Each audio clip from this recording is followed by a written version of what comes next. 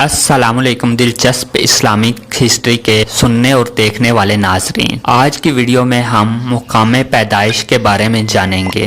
حضرت ابراہیم علیہ السلام مقام سوست میں پیدا ہوئے اور بعد نے کہا ہے کہ بابل میں پیدا ہوئے۔ بعد نے کہا ہے کہ کوسی کی طرف واقع ایک جگہ سواد میں پیدا ہوئے، اور ایک روایت حضرت ابن عباس رضی اللہ تعالیٰ عنہ سے ہم ذکر کر چکے ہیں کہ آپ دمشق کے مشرق میں واقع ایک شہر برزہ میں پیدا ہوئے۔ جب اللہ تعالیٰ نے آپ کے ہاتھوں نمرود کو تباہ کیا، پھر وہاں سے شام کے علاقے میں آئے اور ایلیہ شہر میں قیام پذیر ہوئے، جیسے کہ ہم پہلے ذکر کر آئے ہیں، اور آپ کے ہاں اسماعیل اور اسحاق پیدا ہوئے، اور آپ کی زندگی ہی میں آپ کی بیوی حضرت سارہ حبرون بستی میں فوت ہو گئیں، اور یہ بستی کنعان کے علاقے میں تھی۔ اہل کتاب کے قول کے مطابق حضرت سارہ کی عمر 127 برس تھی۔ آپ ان کی وفات پر بہت غمگین اور سوگوار ہوئے، اور بنی حیث کے ایک شخص عفرون بن سہر سے 400 مسکال میں زمین کا ایک ٹکڑا لے کر وہاں اسے دفن کیا۔ اہل کتاب کے بیان کے مطابق سارہ کے فوت ہونے کے بعد اپنے بیٹے حضرت اسحاق علیہ السلام کی رفقا بنت بطویل